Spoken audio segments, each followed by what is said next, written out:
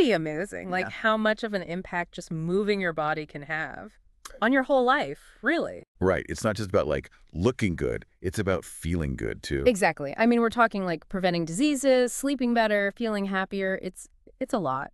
Yeah. And speaking of feeling happier, that whole thing about exercise and mental health, that really stood out to me. Like Mhm. it can actually help with things like depression and anxiety. Oh, for sure. There's a ton of research on that. The article even mentioned this thing called exercise is medicine.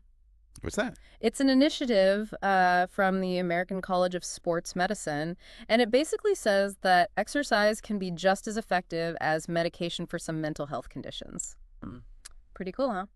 That's wild. So what are some of those mental health benefits? Like what stood out to you? Well, like, first of all, exercise is a natural mood booster, right? It releases those endorphins, those feel-good Yeah, chemicals. I always feel better after a good workout. Like even if I was in a bad mood before. Right.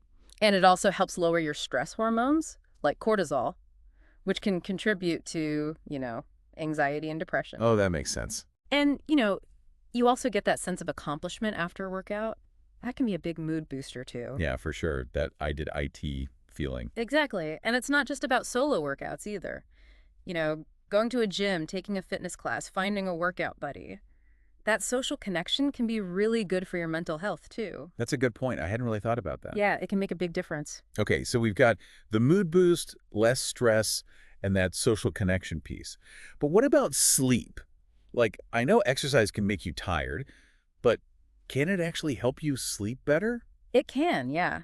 Regular exercise helps regulate your sleep-wake cycle, so you end up getting more restful sleep. Really? So it can help with insomnia? Well, it can help for sure. Exercise also reduces stress and anxiety, which can definitely keep you up at night. That's awesome. I'm all about better sleep. And, aside from all these more immediate benefits, there are some pretty amazing long-term benefits too. Oh, yeah. Like what? Like exercise can help your brain stay sharp, your bones stay strong. It can even give you more energy overall. Wait, more energy? I thought exercise was supposed to make you tired. It can in the moment, yeah, especially if you're new to it. But over time, regular exercise actually increases your energy levels. Interesting. So it's like the more you move, the more energy you have. Pretty much, yeah. And this one might surprise you, but exercise can also boost your libido. Oh, really? Yeah.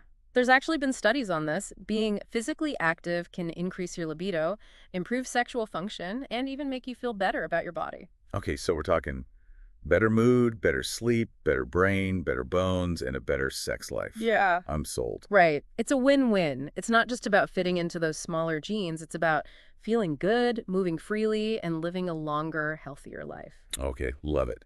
So with all these amazing benefits, how do we actually make exercise a regular part of our lives? We've all had that initial motivation that fades after a few weeks, right? Any tips for actually sticking with it? Totally. This Everyday Health article had some good advice for that, too. Mm-hmm. One thing that really resonated with me was like setting realistic goals.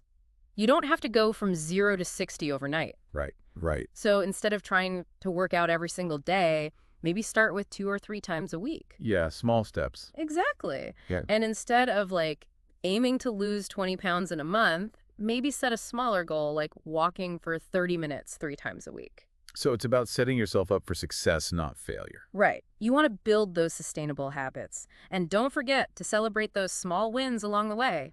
Every time you hit a goal, no matter how small it is, give yourself a pat on the back. I like that. It's so easy to get caught up in that all or nothing mindset. Totally. Another helpful tip is to think of everyday activities as opportunities for movement. Like, it doesn't have to be a formal workout. Right, like taking the stairs instead of the elevator. Or walking to the store instead of driving. Exactly. Those little bursts of activity throughout the day, they all add up. And honestly, sometimes it's more fun to move your body outside of the gym.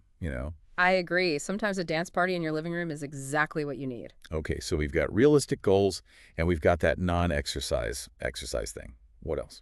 Well, this one might seem obvious, but schedule your workouts. Like, put it in your calendar just like you would any other appointment. That's such a good idea. Like, I wouldn't skip a meeting with my boss, so why would I skip a meeting with my dead body? Exactly. And if you're really struggling to find the time, break your workouts into smaller chunks. Even 10 minutes here and there can make a difference. Yeah, that's way less intimidating than feeling like you need a whole hour. Right. And then lastly, don't underestimate the power of accountability. Tell a friend your goals, get a workout buddy, join a fitness class, something like that. It really helps. Oh, for sure. I know I'm way more likely to stick with it if I know someone's going to ask me about it. Plus, it's just more fun to work out with a friend. Okay, I am feeling so motivated right now. We've covered like what kind of exercise to do, the benefits, even how to stay motivated. Hmm. But now I kind of want to get into the nitty-gritty. Like, how do we actually create a workout plan, a realistic one that fits into our lives and that doesn't, make us want to quit or get injured? Yeah, that's the key, right?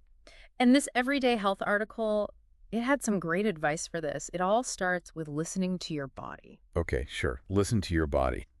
But what does that actually mean? It means, like, paying attention to those signals it's sending you. Your body's smart. It'll tell you when it needs a break, when you're pushing too hard, all that. Okay, so what are some of those signs? What should we be watching out for?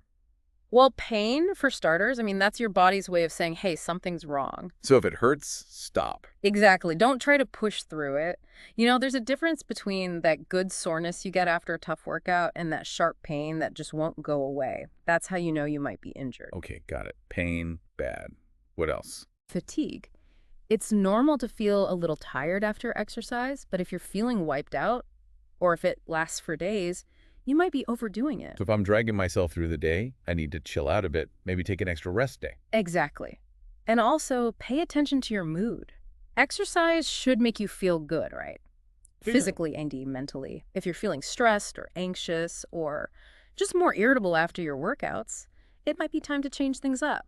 Maybe lower the intensity. So exercise should energize me, not drain me. Exactly. And speaking of energy, we got to talk about rest again. Like we touched on it earlier, but it really is super important. Those rest days, they're not for wimps. They're actually how you get stronger. Right, it's like hitting the reset button. Yep, your body needs time to recover, to rebuild. Makes sense. So how do we put all this into practice? We've talked about cardio, strength training, all that. How do we actually create a balanced routine that we can stick to? Okay, so the HHS, they recommend at least 150 minutes of moderate intensity aerobic activity each week, or 75 minutes of vigorous intensity. So that's your brisk walking, swimming, dancing, stuff like that. Okay, so that's the cardio. What about strength training? For strength training, they recommend working all the major muscle groups at least twice a week. Legs, hips, back, abs, chest, shoulders, arms. Got it. And flexibility and mobility. Yeah, so for those, they don't really have specific guidelines, but it's good to work them in for sure. Helps everything move smoothly and prevents injuries. Okay, so how would this all look like in a real workout plan? Okay, so let's say you're aiming for that balanced routine, right? You could do cardio 3 days a week, pick activities you enjoy. So maybe Monday is a walk with a friend, Wednesday is a dance class, and Friday you go for a swim. See, now that sounds fun. I could actually get behind that. What about the strength training? You could add in 2 days of strength training. So maybe Tuesday you focus on legs and glutes, squats, lunges, calf raises, that kind of thing. Then Thursday you do upper body, push-ups, rows, overhead presses. Hey, that's 4 days. And we can't forget flexibility. Right. You can add that in after your workouts, or even dedicate a whole day to yoga or Pilates or just stretching, whatever works for you. Okay, this is starting to make sense. So we're talking like a 5-day-a-week plan. It could be, yeah. But remember, it's a guideline, not a rule.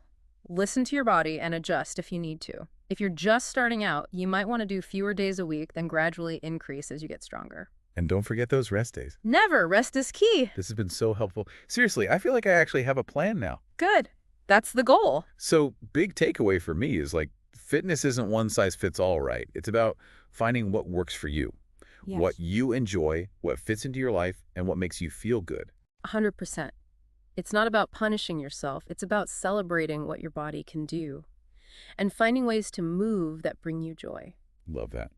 So as we wrap up this deep dive into fitness, I want to ask you, what's one small step you can take today to honor your body and feel good? That's a great question. Whatever it is, remember, you're capable of amazing things. That's it for our deep dive today. We hope you feel inspired to start moving your body and discover just how incredible it truly is. Thanks for listening.